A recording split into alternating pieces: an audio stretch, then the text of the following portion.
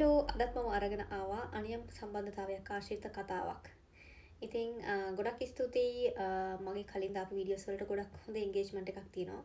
ඇත්තටම මම කැමති ඉමෝජිස් දානවට වඩා කට්ටිය එයාලගේ ඔපිනියන් එක ෂෙයා කරනවා නම් ඒ එන්ගේජ්මන්ට් එකට තමයි මම වැඩියෙන් ආස මම මේ වීඩියෝ කරන එකේ ප්‍රධාන අරමුණ. ඉතින් ඔයගොල්ලෝගේ ඔපිනියන්ස් ෂෙයා කරන්න සහ ඔයගොල්ලෝගේ එක්ස්පීරියන්සස් මොනවා හරි ඇති ඊට අදාළ දේවල් ඒවා ෂෙයා කරගන්න වෙන අයට දැනගැනීම පිණිස සමහර පිරිමි අය ඉන්නවා. කියන්නේ මම ගොඩක් වෙලාවට ෂෙයා කරන්නේ මගේ කතා වලින් ගැහැණු අය අසරණ වෙන තැන්. අර කියන පිරිමි අයත් අසරණ වෙනවා ගැහැණු අයත් අනියම් සම්බන්ධතා තියෙනවා කියලා. ඔව් මම මේක නැහැ කියන්නේ නැහැ. හැබැයි මාත් එක්ක ෂෙයා කරලා තියෙන කතා හැටියට ගොඩක් අය ගැහැණු අය තමයි මාත් එක්ක කතා ෂෙයා කරන්නේ සහ මම කලින් ෂෙයා කරලා තියෙනවා.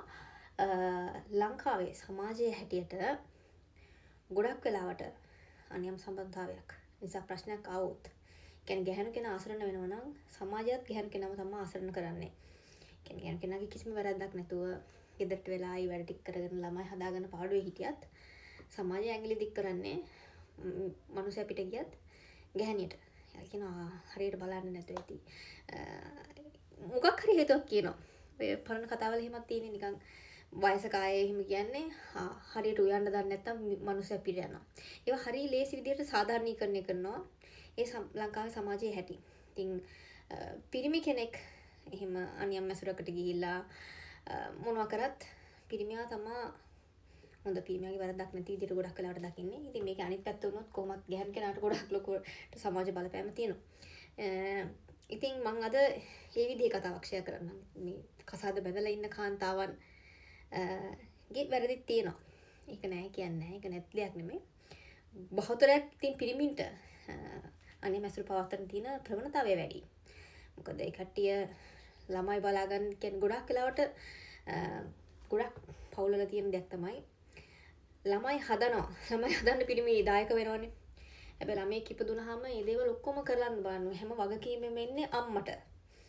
සමාජයේ කියන්නේ ළමයෙක්ගේ හැසිරීම මොකක් හරි ප්‍රශ්නයක් තිබුණොත් ඒකට ඇඟිලි දික් කරන්නේ අම්මට. ඉතින් අම්මට ලොකු වගකීමක් වෙලා තියෙනවා. විශේෂයෙන් අපේ ලංකාවේ සමාජයේ.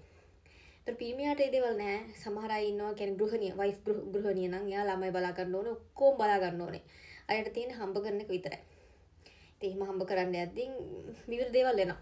කලාතුරකින් ගෙදර එද්දී දේවල් වෙනවා. කියන්නේ ප්‍රවෘත්ති ගොඩාක් chance එක තියෙනවා අනියම් මැසුරකට යනවා නම් පිරිමි කෙනාට. ගැන් කෙනාට තියෙන මේ අවකාශය අඩුයි සහ සමාජයේ ගොඩාක්ම වෙලාවට ඇටෙන්ෂන් එක දෙන්නේ ගැන් කෙනාට. පාඩු හිටියත් නිකන් පිරිමි කෙනෙක් එක්ක නිකන් කතා කරත් කතාවක් හදන්න බලන්න. ඒක පිරිමියාට වෙන ප්‍රවණතාවය අඩුයි. ඉතින් ඒකයි මම මේ විදිහේ ફોකස් කරලා ඒ කාන්තාව වෙනුවෙන් කතා කරන්නේ. හැබැයි ගැහැණු කෙනෙක් වැරදියක් කරනවා නම් දැන් සමහර කමෙන්ට්ස් වල අහලා තියෙනවා ගැහැණු අයත් ඉන්නවා. ඒ වගේ සම්බන්ධතාවල තිබිලා අහනවා මේක මොකද්ද මම කරන්නේ කියලා. මම කවදාවත් කියන්නේ ඔයා ඒක කරගෙන යන්න කියලා. එයා අනිවාර්යෙන් කසාද බනුස්සයට කරන්නේ අසාධාරණයක්. ඉතින් මට හැමෝටම කියන්න තියෙනවා ඉතින් අනියම් සම්බන්ධතාවයක් ඉන්නවා නම් ඔයා එයාට ඇත්තටම ආදරේ නම් වැදගත් විදිහට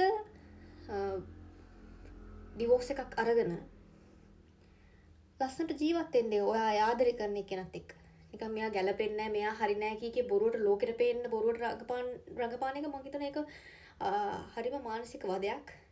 ඒකෙන් ගොඩාක් ජීවිත අසරණ වෙනවා. විශේෂයෙන් ළමයි ඉන්නවා නම් ළමයින්ගේ ජීවිත අසරණ වෙනවා. ඉතින් ඒ විදිහට හොඳ කෙලින් තියාගෙන තීරණයක් ගන්න. බොරුවට හැංගි නගලන්න ගිහිල්ලා අන්තිමේට මිනිමැරුම් තමයි වෙන්නේ. ඉතින් අද කතාව ඒකට මුලින්ම කියන්න දැන් සමහර අය පිටරට යනවානේ. ගොඩක් වෙලාවට ලංකාවේ කියන්නේ එක්කෙනෙක් පිටරට යනවා. කපල් එකක් ඉන්නවා. එක්කෙනෙක් පිටරට යනවා. පිටරට යන නිසා විවාහය ඉස්සර කරගන්න අය ගොඩක් ඉන්නවා. මම ගොඩක් දැකලා තියෙනවා. මෙයා යන නිසා අපි ඉක්මනට කසාද බඳමු. දෙබෝපියොත් හිතනවා දැන් එයා යනවා ඒක හරිනේ නෑනේ. අපි ඉක්මනට කසාද බඳලා තියමු. ඒක නිකන් දෙමාපියොත් ගොඩක් වෙලාවට මේ හිතන්නේ ඒක තමයි හොඳම දේ. අපේ ඔළුවත් නිදහස් කරගන්න එපා. හරි සේෆ් එකක් ඔප්ෂන් එකක් විදිහට කසාද බඳිනවා. මම ඒක පර්සනලි හිතනවා එච්චර හොඳ ඔප්ෂන් එකක් නෙමෙයි කියලා. මොකද ගොඩක් වෙලාවට ලංකාවේ ලිවිං ටුගෙදර් කියලා එකක් නැහැනේ. එතකොට පිරිමි කෙනා ඉන්නේ අම්මලත් එක්ක පිරිමි කෙනාගේ යාළුවා ගෙදර. ගැහැණු කෙනා ඉන්නේ එයාගේ ෆැමිලි එකත් එක්ක. එහෙම ටිකක් ආශ්‍රය කරනවා. ඔහොම කරන් ඉඳලා එක්කෙනෙක් පිටරට යන්න ඕන නිසා ඒ කට්ටිය කසාද බඳලා ඒ දෙන්න වෙන් වෙනව නේද? එක්කෙනෙක් රට යනවනේ. අනිත් කෙනා ලංකාවේ ඉන්නවා. ඒක හොඳ මොලේ ඇති දෙයක් නෙමෙයි. ඇත්තටම කසාද බඳින්න. කසාද බඳින්න ඕනේ හොඳම කාලේ. කියන්නේ හරීම කාලේ. දෙන්නම සෙටල් වෙලා ඉන්න කාලේ. දෙන්නටම එකට ඉන්න පුළුවන් කාලේ. නැතු නිකන් අර කිසිම ෆැමිලි ලයිෆ් එකක කිසි එක්ස්පීරියන්ස් එකක් නැතුව කසාද බඳලා දවස් දෙකක් එහෙම එකට ඉඳලා යන එක හොඳ තීරණයක් නෙමෙයි කියලා මට හිතෙනවා. ඉතින් හොඳට තීරණය කරන්න. ඉතින් මේකත් ඒ කතාව ආශ්‍රිතව. ඒක තමයි පාදක වෙන්නේ මේ කතාවට. ඉතින් ගැහැණු ළමෙක් ඉන්නවා. ඒ ගැහැණු ළමයා ලංකාවේ කසාද බැඳලා ගොඩක් අවුරුදු 10කට වැඩිය සම්බන්ධයක් තිබිලා දෙමාපියෝ එකඟතාවයකට ඇවිල්ලා යාළුවා කසාද බැඳලා ඉතින් මේ ගැහැණු ළමයා ජපානයට එනවා. ජපානයට එනවා. පිරිමි කෙනා ලංකාවේ රස්සාවක් කරනවා. ඉතින් මේ ගැහැණු ළමයා ජපානයට ඇවිල්ලා ජපනීස් ස්කූල් එකේ යන කාලේ එයාට වෙන රටක ලංකාවේ නොවන වෙන රටක කෙනෙක් එක්ක සම්බන්ධතාවයක් ඇති වෙනවා. ඉතින් මෙයා මේ කසාද බැඳලා කියලා හැමෝම දන්නවා. ඒ අනියම් සම්බන්ධතාවයේ තියෙන පිරිමික් කෙනෙක් දන්නවා. ඉතින් මෙයා ඒක කන්ටිනියු කරගෙන යනවා. මෙයා ගොඩක් වෙලාවට අධ්‍යාපනය පාඩු කරගන්නවා. පාර්ට් ටයිම් එහෙම යන්නේ වට අර කොල්ලත් එක්ක මොකක් හරි කරන්න ඒ දේවල් වලට එයා හරි කැපවීමෙන් ඊට පස්සේ ඉතින් එයා කම්ප්ලේන් කරන්න ගන්නවා හස්බන්ඩ් එයා හරි නෑ එහෙම එක ඒවා කියනවා. මම පර්සනලි දන්න කෙනෙක් ගැන මේ කතාව. ඔහොම හරි වෙලා ඒක හස්බන්ඩ් ආරංචි වෙලා. දන්නවනේ පිටරටකට ආවත් ලංකාවේ ඇතුලේ ලංකාව කියන්නේ හරි පොඩි රටක්. ඉතින් අර මේ හැඳුනුම්කම් තියාගන්න හරි ලේසි. හැමෝම මම හිතන මොන අයම් විදිහකින් හරි කනෙක්ෂන් එකක් තියෙනවා. හැමෝම අඳුරනවා. එහෙම කොහොම හරි ආරංචි වෙලා මෙයා ඩිවෝස් කරා. ඒ ගර්ල් ජපානයේ ඉන්න ගමන්ම එහෙම ඩිවෝස් කරන්න ක්‍රමයක් තියෙනවා. කියන්නේ මෙහි තානාපති කාර්යාලය හරහා එයාව ඩිවෝස් කරා. හරිද? ඊට පස්සේ දැන් ඉතින් මෙයා අරයා ගැන් ළමයා ඒක කන්ටිනියු කරගෙන යනවා ඒ සම්බන්ධතාවය. හැබැයි අවුරුදු ගාණක් ගියාට පස්සේ මේ සම්බන්ධතාවය නැති වෙලා. ඒක බං හේතු මොනවද කියන්න දන්නේ නැහැ. ඒක නැති වෙලා. ඉතින් එයා පොඩ්ඩක් අසරණ වෙන්න ඇති. මොකද කසාද බැඳලා දැන් හැමෝම දන්නවනේ. අනියම් සම්බන්ධතාවයක් තිබුණ නිසා තමයි මෙයා කසාදය කියන්නේ දික්කසාදුන්නේ කියන එක. ඒක ඇත්තටම හොඳ රෙකෝඩ් එකක් නෙමෙයි. දැන් එයා මොනවා කරනවද දන්නේ නැහැ. ගොඩක් අසරණ වෙන්න ඇති. ඒක ඉතින් ගොඩක් හේතු තියෙනවා. මම කලින් කිව්ව හේතු එක දෙයක්. සාමාන්‍ය කසාදයක් බැඳලා එක පාට දෙන්න වෙන් වෙලා ජීවත් වෙන එක උචිත දෙයක් නෙමෙයි. සහ කසාදයක් බැඳලා කියන්නේ ඇත්තටම කසාද බඳින්න ඕනේ තමන්ට කොන්ෆිඩන්ස් එකක් තියෙනවා. මම කොහෙ ගියත් මෙයාව අතාරින්නේ නැහැ. මම මෙයාට ලෝයල් විදිහට ඉන්නවා. මෙයාට කමිටඩ් විදිහට ඉන්නවා. මම ආවේ ටාගට් එකකට ජපානයට. මම ආවේ මෙහි ඉගෙන ගන්න. මම හොඳට ඉගෙන ගන්නවා. පුළුවන් කාලෙක යවත් ගින්න ගන්නවා. ඒ වගේ ඇත්තටම කැප වෙලා යා වැඩ කරා නම් එයාට එහෙම දෙයක් සිද්ධ වෙන්නේ නැහැ. හැබැයි ෆීලිංග්ස් දෙහෙට මෙහෙට යන්න ඇති.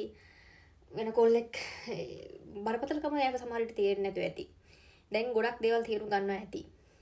හැබැයි පරක්කු වැඩි. හිතන්නේ ඒක අර ලොකු බ්ලැක් මාක් එකක්. කියන්නේ විශේෂයෙන් ගැල්ලමෙක් ඔය වගේ දෙයක් වුණාම කසාද බැඳපු ගමන්ම අනියම් සම්බන්ධතාවයක් වෙලා ඊට පස්සේ හරි අමාරුයි ජීවිතේ කියන්නේ ඉදිරියට ගැට ගහගෙන යන්න. එයා කොහොම හරි කරගන්න ඇති. හැබැයි මේ මෝඩකම ගෑල්ලම කරන්න එපා. පේනවනේ එහෙම අයට එහෙම වෙනවා තමයි. ඇත්තටම ලෝයල් නැති මිනිසුන්ට ගැහණු පිරිමි ભેදයක් නැතුව ඒ කට්ටියට හොඳ ලෙසන් එකක් ලැබෙන්න ඕන. ලොයල්ටි කියන එක ඉතාමත්ම වැදගත්. ඒක හොඳට ඔළුවේ තියාගන්න. එහෙම නැත්තම් කවදාවත් කිසිම දෙයක් කසාද බඳින්න එපා. අර කොච්චර ආදරය කරත් කොච්චර සම්බන්ධතාවයේ දුරදිග ගිහිල්ලා අවුරුදු ගාණක් ආශ්‍රය කරලා හිටියත් ඔයාලට චකිතයක් තියෙන තැනක් ඇති. මෙයා හරිද නැද්ද කියන එක. සහ සමහර විට ඉතින් ඔයාලට හිතෙනවා ඉතින් යාගේ හස්බන්ඩ් මෙයා මට පොඩි වෙනස් වීම් ඇති වෙන්න ඇති කියන්නේ. ඈත් වෙලා ඉතින් එහෙම ප්‍රශ්න ඇති වෙන්න ඇති. ඒ දේවල් වලට නිකන් එයා ලේසි ඔප්ෂන් එකක් විදිහකට අනියම් සම්බන්ධතාවයක් පටන් ගන්න ඇති. හැබැයි ඒක උචිත දෙයක් නෙමෙයි. ගැහන් කෙනෙක්ට විශේෂයෙන් ගැහන් කෙනෙක්ට තමන්ගේ හස්බන්ඩ් ඕවට ගැලපෙන්නේ නැහැ. එයා අනවශ්‍ය ප්‍රෙෂර් එකක් තියෙනවා. එයා නිසා ස්ට්‍රෙස් එක වැඩි වෙනවා. ඒ නිසා මම වෙන කොල්ලෙක් හොයා ගන්නවා කියලා වෙන කොල්ලෙක් හොයාගෙන යන එක ඒක හොඳ දෙයක් නෙමෙයි. විශේෂයෙන් ලංකාවේ වගේ රටක කෙනෙක්ට ගැහන් ළමෙක්ට දෙපැත්තට මෙහෙම තමයි. හැබැයි ගැහණු කෙනෙක් අනියම් සම්බන්ධතාවයක ඉඳලා ඒක අහු වෙලා ඒක අනාචාරය ගියා කියලා ඩිවෝස් වෙලා එතකොට ලෝක ප්‍රශ්නයක් වෙනවා ඒක. ඔයාගේ ජීවිතේට. ඔයාගේ දෙමාපියන්ට. ඒ නිසා ඒ රිස්ක් එක ගන්න එපා. ඔයාට ගැලපෙන්නේ නැහැ කියලා හිතනවා නම් ඒ ෂණයෙන් දික්කසාද වෙන්න. කතා බහ කරලා වැදගත් විදිහට. නැතුව හැමෝම ඒවා දැනගෙන හැමෝත් එක්කම කියන්නේ හැමෝම දන්නවනේ දකිනවා. වෙන කොල්ලෙක් එක්ක යද්දී මෙයා කසාද බැඳලා ඉන්න කියලා දකිනවා. මිනිස්සු කතා කරනවා. මිනිස්සු හංගන් ඉන්නේ නැහනේ. ඉතින් ඒක තමයි ලංකාවටම ජපානයේ ඉඳලා ලංකාවට මේ කතාව ගිහින් තියෙන්නේ. ඉතින් ඔක කවදාවත් හිතන්න එපා ඔයා ඔය කරගෙන යන එක ඔයාගේ පවුලේ අය, ඔයාගේ හස්බන්ඩ්, ඔයාගේ වයිෆ් දැනගන්න නැති වෙයි කියලා. ගොඩක් වෙලාවට ආරංචි වෙනවා. සහ මිනිස්සුන්ට වෙනස තේරෙනවා. කියන්නේ ඔයා හොරෙන් කරගෙන යන ගමන් ඔයා බැලන්ස් කරන්න try කරනවා ඇති. හැබැයි ඒවා වෙනස් මිනිස්සුන්ට තේරෙනවා. ඒ දේවල් කොහොම හරි අහු වෙනවා. ඒ නිසා මුලින් තීරණ ගන්න. ඇත්තටම කසාද බැඳලා කියන්නේ දිගටම එක්කෙනෙක් එක්ක ඉන්න පුළුවන් නම් හොඳයි. හැබැයි ඔයාලට ගැලපෙන්නේ නැහැ කියලා තේරෙනවා නම් ඔයාට වෙන කෙනෙක්ට හිත ගිහින් තියනවා නම් එතන ප්‍රශ්නයක් තියෙනවා.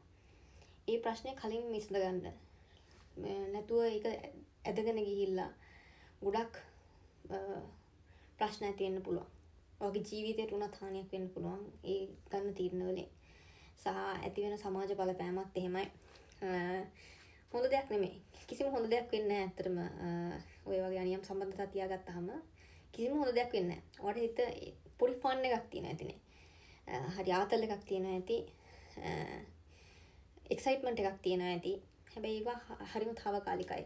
ඒවා දිගටම ගෙනියන්න පුළුවන් දේවල් නෙමෙයි. හැංගි ඒ රස ඒක හරි తాවකාලික දෙයක්. හොඳට ඔළුවේ තියාගන්න ඒක. ඔව් මට කලිනුත් මම වීඩියෝ එකකට මැසේජ් එකක් දාලා තිබුණා සමහර අය කියන්නේ එහෙම ඒ අනියම් සම්බන්ධතාවයක රස තියෙන්නේ හැමෝම දන්නේ නැතුව එහෙම කරගෙන යන එක. ඉතින් දික්කසද කළා ඔයා අනියම් සහකාරියත් එක්ක ගිහිල්ලා පවුල් කන්න ගත්තින් ඒ ප්‍රශ්න ආය ඇති වෙනවා. කියන්නේ ඒ රස දැනෙන්නේ හොර හිතේ තියෙන රස.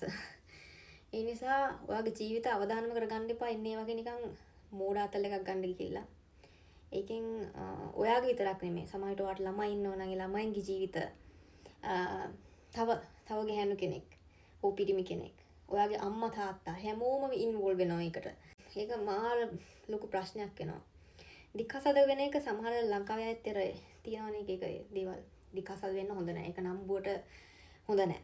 ඒකේ පවුලේ නම්බුවට හොඳ නැහැ. අපේ පවුලේ කවුරුත් දික්කසද වෙලා නැහැ. ඒ වගේ ලොකු මෙන්ටැලිටිස් තියන අය ඉන්නවා. හැබැයි සමහර අයට පුරාජීරයට කියන්න පුළුවන් ලංකාවේ ඩිවෝස් අඩුයි. වෙන රටවල් වල ඩිවෝස් ගොඩක් වැඩි කියලා. ඒ ගොඩක්ම හේතු වෙන්නේ පිටරටවල මිනිස්සුන්ට kind ආත්ම අභිමානයක් කියලා දෙයක් තියෙනවා. එකපාරක් චීට් වුණාම ඒකට ඩිසිෂන් එකක් ගන්නවා දෙපාරක් හිතන්නේ නැහැ. සමහර අය කපල් කවුන්සලින් යනවා. එකපාරක් මොකක් හරි ප්‍රශ්නයක් වුණොත් ඒක විසඳ ගන්න බැරි වුණොත් එයාලා කෙලින්ම ඩිවෝස් එකට යනවා.